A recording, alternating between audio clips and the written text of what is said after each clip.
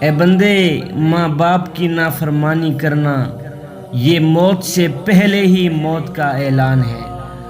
جب اولاد دنیا کی دولت سے امیر بن جائے تو ماں باپ ڈر ڈر کے بات کرتے ہیں کہ کہیں اولاد ناراض نہ ہو جائے، لیکن جب اولاد ایمان کی دولت سے امیر بن جائے تو اولاد ڈر ڈر کے بات کرتی ہے کہ کہیں ماں باپ ہم سے ناراض نہ ہو جائیں۔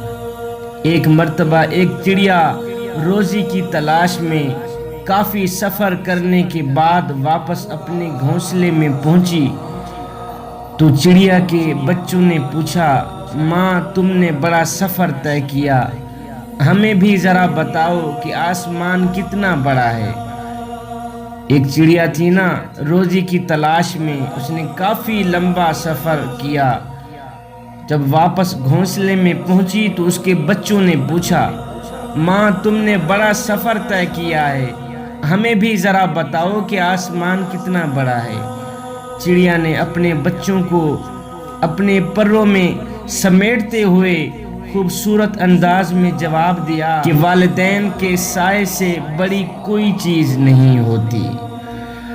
میرے کریم آقا نے فرمایا، اگر میری ماں زندہ ہوتی، اگر میری ماں زندہ ہوتی، کاش میری ماں زندہ ہوتی، میں نماز میں اللہ کے حضور کھڑا ہوتا، ماں آواز دیتی، او بیٹے محمد، میں نماز چھوڑ کر دوڑ کر ماں کے پاس چلا جاتا اور دنیا والوں کو بتاتا کہ ماں کی عظمت کیا ہوتی ہے۔ باپ نے بیٹے کے کندھوں پر ہاتھ رکھ کر پوچھا، بیٹا بتاؤ دنیا کا طاقتور انسان کون ہے؟ بیٹے نے نہایت ہی اطمینان سے جواب دیا کہ طاقتور انسان میں ہوں۔ پھر باپ نے کندھوں سے ہاتھ ہٹا کر پوچھا کہ دنیا کا کمزور انسان کون ہے؟ تو بیٹے نے جواب دیا، میں ہوں۔ باپ نے پوچھا کہ وہ کیوں؟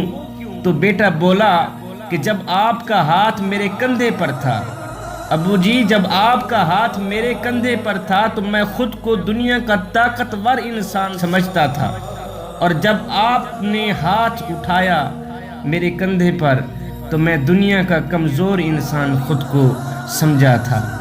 اپنے ماں باپ سے اونچی آواز میں بات مت کیا کرو، جس دن یہ خاموش ہو گئے اس دن تم ان کی آواز سننے کو ترسو گے۔